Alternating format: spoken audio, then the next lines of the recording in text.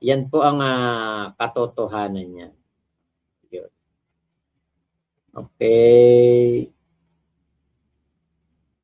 Ito. Ito yung magiging matinding masasabi ko na dagdag kaso na naman kay Kulaong to, sa totoo lang. Ito pong ipe-play nating video. Ewan ko lang kung napanood na to ni Boss MG, hindi natin sure, o napanood na ng kanyang researcher. Actually, yun ang kagandahan kay MG, hindi niya kailangang manood ng video ni Kulaong. Bakit? Meron siyang mga pwedeng tagapanood na ikukwento lang kung ano ang highlights. Boss MG, ito, ganito ang sinabi. Boss MG, ito ang highlights. Ito yung mga sinabi ni Kulaong. O ito yung mga video clips na nabanggit ka ni Kulaong. Yun ang kagandahan sa may tauhan. Hindi mo kailangan katulad ni Kulaong na siya ang mismong nanonood kung ano ang mga ginagawa ni MG, kung ano yung mga video ni MG. Usually, video ni MG, 1 oras. Biro mo, uubusin mo 1 oras, kakapanood sa kalaban mo. Kasi wala kang tauhan, researcher na yung makakapagbigay lang sa'yo ng mga key points doon sa sa live stream o sa video ni MG. Diba? Kaya nga dehadong-dehado talaga si Kulaong dito. Walang researcher, walang talagang legal team na nakaantabay sa kahit anuman ang gawin ni MG nakabantay sa kanya. Kaya po dito talaga si Kulaong po ang dehado. Si Kulaong po ang talagang dito, talagang mahuhuyo. Yun na talaga yun. Si Kulaong talaga ang mahuhuyo dito. Ngayon, eto puntahan po natin itong part ng video ni Kulaong. Si Uncle Jim TV ang nag-re-upload. Panibagong akusasyon na naman to kay MG. At sana makarating to sa kanya para madagdagan ng kaso si Kulaong. Saan ako uutang? Tatanungin mo pa? Anong pakialam mo? Yan ba sabi sa'yo ni Makabaho? Ito ang iribat ka mo niya. Bakit hindi niya matira si Susan Yance? Bakit? Kasi siya amo. Diba? May cut siya sa lahat ng mga OFW na niloko niya. O eto pa isang OFW.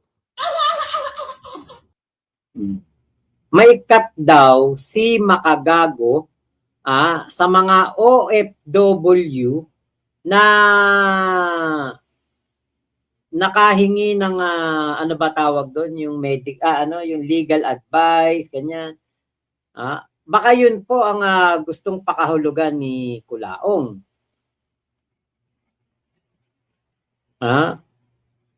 Diba? Baka yun yun ang kanyang gustong pakahulugan na etong ito pong mga OFW o mga humihingi ng legal advice kay Sabi Lawyer, hinihingian ng pera o ng bayad, may parte daw doon o may cut daw doon si MG. So ito, maliwanag na naman na isang panibagong kaso na naman to. Diba? Panibagong na naman to. Panibagong issue na naman to kay Kulaong. Panibagong na naman to, pwedeng ikaso ni MG kay Kulaong. Iyan ang aking dyan. Tingin ko na pwede po talagang mangyari dito sa sa kay Kulaong. Kasi yun nga po saka ba naman nakakita no na si MG ay magiging handler ni Sabi Lawyer, tapos sa mga ginagawa ni Sabi Lawyer may cut daw po etong si MG kay Sabi Lawyer. Diba? Kaya po talagang eto si Kulaong, naku, sabi ko nga, ayan na naman, umariba na naman si Kulaong eh. May gumawa na naman ng ano, ng pamimintang, ng katarantaduhan na wala na mga kahit isang katotohanan o ebidensya na inilatag. Oh. Eh kapag ito si Kulaong nakasuhan na naman at naano na naman na yung alam nyo na, yung naano na naman na may ginagawang mali, magpapabiktim na naman to at Bible verse na naman to. Doon yan magaling eh sa pagbibigay ng ano ng yung parang bibintangan ka pero wala na maebidensya. Diyan magaling si Kulaong eh. Yan ang kanyang expertise. Magtanim lang ng issue pero walang ebidensya. O ito po yung kanyang isa sa kanyang live. Ay mga kapatid, nagkakagulo na sila.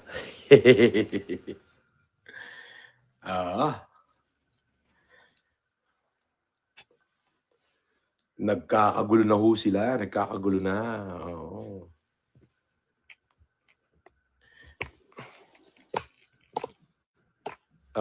Ano na, hindi na nila alam kung ano yung gagawin nila.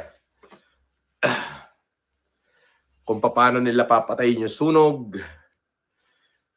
Reyna Johnson, good morning, good morning. Meron na wanted siya. Talunan na natin tong video. Punta na tayo dun sa binabanggit niya yung si Makagago at si Sabi. Peking abogado siya. Hindi ka na disbar, Susan. Yun lang ang mali. Hindi sinasabi mong disbar, hindi ka na disbar. Tawagan mo, Beth. Asek ng DILG yan. Tagabili ko ng bigas ng COVID yan, ng pandemic. Yan si Yulen Budol. Ano yan? Yan ang talagang pretending. Oo. Tatawa ako sa inyo. Tapos may sinabi pa si Sabi, si Susan na kriminal. Actually, tama yung sinasabi niya. Nagkataon lang talaga na wanted siya. Peking abogado siya. Hindi ka na disbar, Susan. Yun lang ang mali. Hindi sinasabi mong disbar. Hindi ka na disbar. Hindi ka naging abogado. Oo. Naging wanted criminal ka lang. Tama naman. Pero the rest, may tama yung sinasabi mo. Oo, kala ko ba pamangkin mo si Sandro Perskasin? Ba't wala ka man lang maipakita nga naman picture ninyong dalawa ni Bongbong? Yulen Budol. Oo. Oh, nakikita mo ba to? Ayan oh, kaming dalawa ni Bongbong magkasama oh. Oh, i-edit mo na Budol. Yulen. I-edit mo na, palit mo yung mukha mo diyan. Yan naman pinilit lang ni Kulaong na makapasok diyan sa event na yan. Hindi naman siya kilala ni BBM diyan. Hindi siya kilala ni diyan, ni BBM. Di mabuti pa pala ako. Yan hindi pa presidente si BBM mabuti pa pala ako, Kulaong. Kasi ako, hindi naman ako Marcos at hindi naman ako kaano-ano ng mga Marcos. Pero yung litrato ko kay PBBM, ayan Kulaong. Yan, litrato ko kay PBBM. Tumingin pa siya sa akin sa selfie. May video yan. In-upload ko yan. Ikaw nga, Kulaong, inahamon kita, pumunta ka nga Malacanang. Magpa-selfie ka nga kay PBBM. Kausapin mo nga si PBBM. Hindi mo magawa, di ba? 3 taon ng presidente si BBM, hindi ka pa nakakapunta ng Malacanang. Pero ikaw, sinasabi mo, pinsan mo si PBBM. Sinasabi mo, may utang si First Lady Lisa Araneta Marcos sa'yo. Tawag mo kay kay First Lady Imelda Marcos, tita. Kay Fortuna Barbat, tita.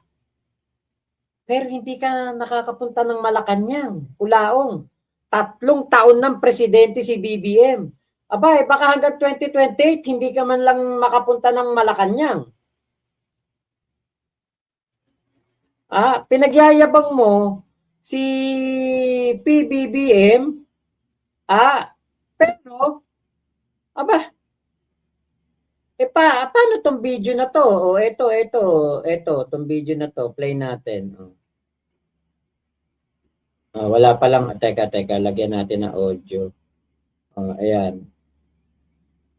Ayan, lagyan natin ng audio. Ayan, Boss, para ikaw lang yung itatanggi din nila. Pareho lang kayong galawan. Ay, hindi. At least ako nakakausap ko sila. Kamag-anak ba kayong Francis Leo Marcos? Wala. Oh my God.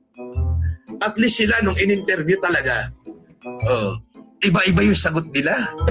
Baka hindi nyo kamag-anak, baka kapatid ninyo. Walang closure. Sa tingin mo ba, kung hindi nila ako kilala, tapos talagang nagpapanggap akong Marcos, sila presidente at sila yung senador, sa tingin mo, buhay pa ako ngayon? Siguro. Hindi, maraming hindi lang. Hindi ka lang talaga pinapansin, Kulaong, kasi wala ka namang kwenta. Saka nakulong ka naman na noon. Marami yan.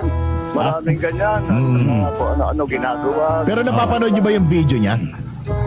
Hindi naman Hindi. talaga. Kasi, Huwag nyo nang panoorin, baka mag-positive ulit. Kita mo nga, Kulaong, hindi ka man lang pinapanood daw ni BBM. Ikaw naman, pag-isip ka ha. Bubuksa ka pa. Kaya nga nag-iisip kami. Napapaisip talaga kami. Paano naging bobo yung mga taong nagtatanong sa'yo kung tunay ka Marcos, gayong mismong yun na nga mga Marcos ang nagsabi na hindi kanila kaano-ano, hindi kanila kamag-anak, hindi kanila kakilala. Sa tingin mo? Kasi kung talagang kakilala kanila, Kulaong, dapat ikaw ay nasa Malacanang, pero wala ka doon. Nagpapanggap ka mo ako Marcos. Puta, Presidente Marcos. Nadadawit ang pangalan nila. Naglalabas ako ng mga litratong kasama ko sila. Kung ako'y nagpapanggap na Marcos, pati yung senadora hanggang ngayon. Kamag-anak niyo ba itong si Francis Leo Marcos, yung inaresto ng mga NBI agents? Naku, hindi namin kamag-anak. Nakilala namin dahil nagpakilala. Pero nagulat naman ako kasi wala naman paling kamag-anak na gano'n.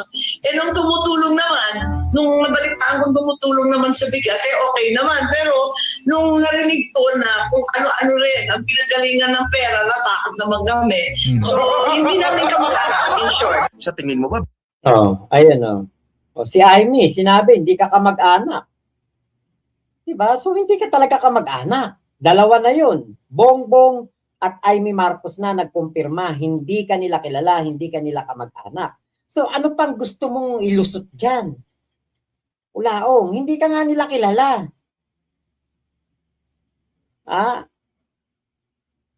Kaya alam niyo po, talagang meron pong mga tao na pinupursige na si Kulaong ay maiparating po talaga ito sa First Lady at kay PBBM. Si JC De La Cruz, alam ko na iparating na to kay kay Amy Marcos, si JC De La Cruz kasi nasa team ni Amy Marcos noong panahon ng kampanyahan si JC. Kaya alam ko na naiparating niya na ito Sana aksyonan. Kasi nasisira po ang mga Marcos dahil dito sa mukhang Kulaong na to. Diba? Ang laking kasiraan sa Marcos yan, yung ganyang pangkukulaong ni Kulaong. Dito na tayo, balik na tayo dito.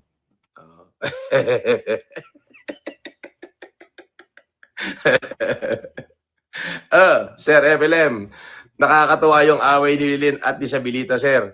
Unti-unti na nasisira at nalalaman ng totoo na sila ang tunay na budol. Bakit until now hindi ginagawan ng content ni MG si Susan? Mamaya natin titirahin yan. Kasi nga si MG ang pinakapinuno nila. Ayan na. Siya ang pinuno ng Pudgenius Group, si MG. Oo, maraming admin yung pinaka main account ng Pudgenius, pero si Makagago ang pinuno nila. Tignan mo, may pinost si MG, i-share agad lahat ng Pudgenius Group. Nakita mo? Nga naman, tama nga naman Yulen Budol. Tama naman yung sinasabi.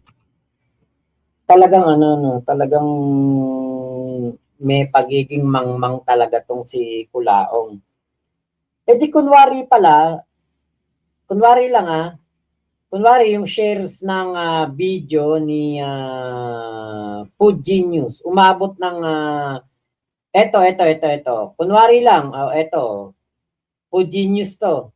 Eto, 261 ang share. 261 ang share nitong video na ito. So, dapat pala kasuhan lahat ng nag-share ng 261 na to. Yung nag-comment na 1,400 at yung nag-react na 11,300. Dapat pala lahat yan kasuhan. Nako, hindi na ako maglalike sa mga video ni Food Genius. Hindi na rin ako magko-comment sa mga video ni Food Genius.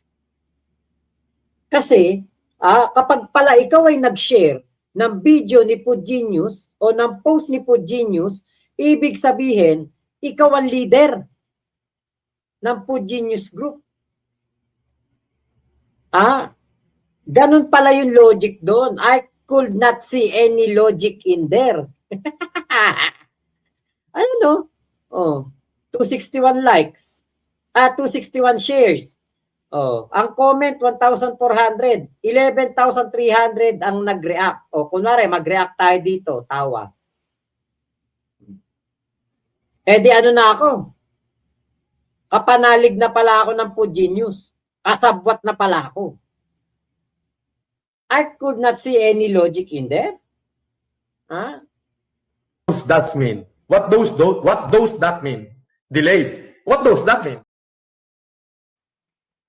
Diba? What does that mean? What does that mean? Biruin mo. Bawat ano pala ni MG, ang iniisip ni Kulaong, si MG ang leader ng Food Genius Group. Wala pang ang makagago wala pang makagago na nagko-content ng Kulaong, may Food Genius na. 2017 pa, nagawa yung Facebook page na Food Genius. Nasan ba si MG nung time na yun? Nasa Italy. Nagtatrabaho. Umuwi lang si Makagago 2019 yata, kung di ako nagkakamali. So, paano nangyari yun? Diba? Kaya alam nyo, sa totoo lang, mababasura lang po yung kaso ni Kulaong kay Food Genius, kay Makagago, kay Igme, kay Mighty Manong. Kasi wala Wala siyang konkreto na ebidensya na si Food Genius ay si Makagago. Sabi ni Chubby, kung Marcos ka at kiniklaim mo, pamangkin mo si Sandro, bakit hindi ka makalapit na nga naman sa pinsan mong si Bongbong? Di ba?